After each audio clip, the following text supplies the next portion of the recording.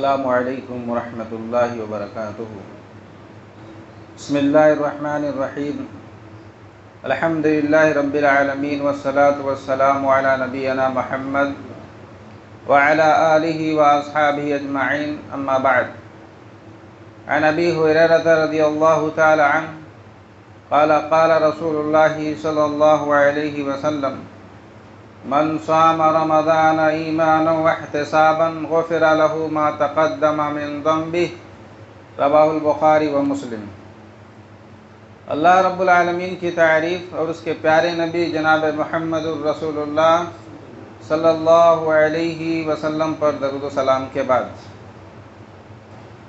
ابھی جو حدیث میں نے پڑھی ہے یہ صحیح بخاری اور صحیح مسلم کی روایت ہے۔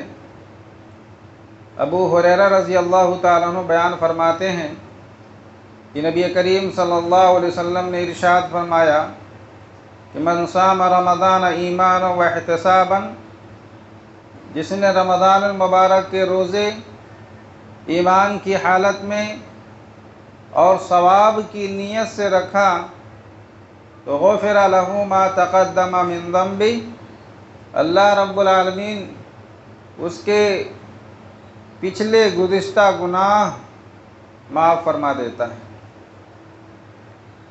دنیا کا ہر شخص، چاہے وہ اچھا ہو یا برا ہو، نیک ہو یا بد ہو، امیر ہو یا غریب ہو، ہر شخص کی یہی خواہش اور تمنا ہوتی ہے کہ اس کے گناہ، اس کے پاپ معاف کر دیے جائیں، اس کی خطائیں اللہ رب العالمین معاف فرما دے، اللہ رب العالمین اس کو بخش دے، اس کی مغفرت فرما دے۔ یہ رمضان المبارک کا مہینہ اللہ رب العالمین کی طرف سے ایسے بندوں کے لیے بہترین انعام، بہترین اور قیمتی تحفہ ہے۔ اگر کوئی شخص 29 اور 30 دن ہمت کر کے رمضان المبارک کے پورے روزے رکھتا ہے تو اللہ تبارک و تعالی ایسے بندے کو معاف فرما دیتے ہیں، ایسے بندے کی خطاؤں کو اللہ رب العالمین درگزر کر دیتے ہیں، کیونکہ فرمایا کہ غفر له ما تقدم من ذنبہ، جو ثواب کی نیت سے ایمان کی حالت میں روزہ رکھتا ہے اللہ رب العالمین اس کے گناہوں کو معاف فرما دیتے ہیں، اس کے گناہوں سے اللہ رب العالمین درگزر کر دیتے ہیں۔ اس حدیث کے اندر دو باتیں اہم ہیں۔ ایک تو یہ اس کا عقیدہ ہو وہ قرآن اور حدیث کے مطابق ہو، کتاب و سنت کے مطابق ہو، وہ جنت اور جہنم، آخرت کے اوپر ایمان اور عقیدہ رکھتا ہو، ارکان اسلام کی تمام چیزوں کو ماننے والا ہو اور اس کے اوپر عمل بھی کرنے والا ہو۔ اور دوسری چیز یہ کہ وہ جو روزہ رکھ رہا ہے اس سے اس کا مقصد اللہ رب العالمین کی رضا حاصل کرنا، اللہ رب العالمین کی خوشنودی حاصل کرنا اور ثواب حاصل کرنے کی نیت ہو، کیونکہ بغیر ثواب حاصل کرنے کی نیت سے اگر کوئی روزہ رکھے گا تو اس کا کوئی اجر نہیں ملے گا، جیسا کہ اللہ کے نبی صلی اللہ علیہ وسلم نے فرمایا کہ بغیر نیت کے کوئی اجر نہیں ہے۔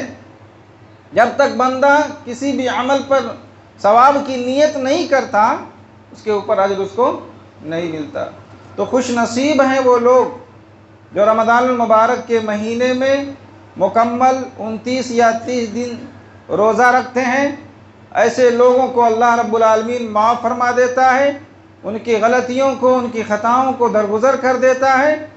اور بد نصیب ہیں وہ لوگ جو رمضان المبارک کا مہینہ پانے کے باوجود وہ رمضان المبارک کے مہینے میں اللہ رب العالمین نے جو بخشش رکھی ہے اس سے محروم ہو جاتے ہیں۔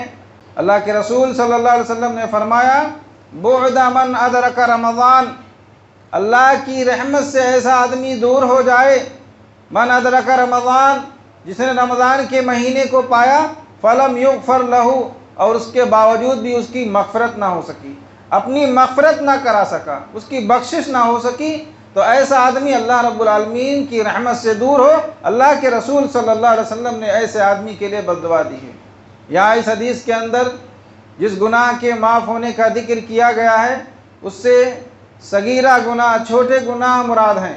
یعنی جو انسان کی زندگی بھر کے جو چھوٹے چھوٹے گناہ ہوتے ہیں وہ اللہ رب العالمین معاف فرما دیتا ہے۔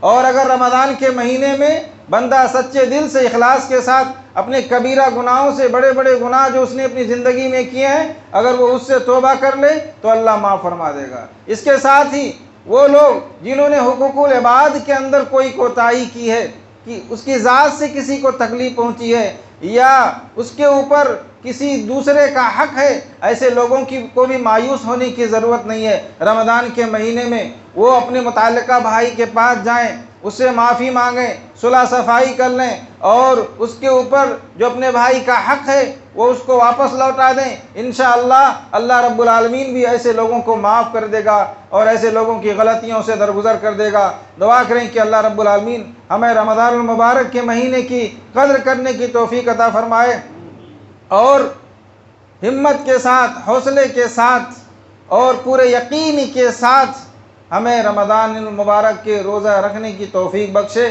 آمین۔ والسلام علیکم ورحمۃ اللہ وبرکاتہ۔